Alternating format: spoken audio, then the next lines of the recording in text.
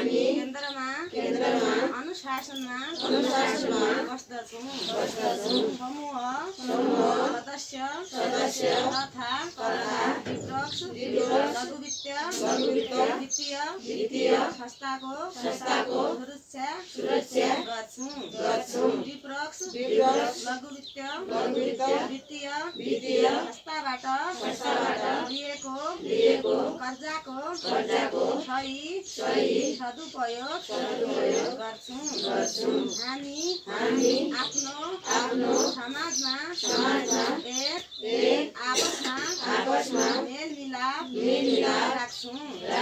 कसैलाई आपद विपद परेमा सहयोग गर्छौँ। हामी हाम्रो समूहमा आबद्ध तथा केन्द्रका कुनै सदस्यले कर्जा नतिरे सबै मिलेर तिर्छौँ।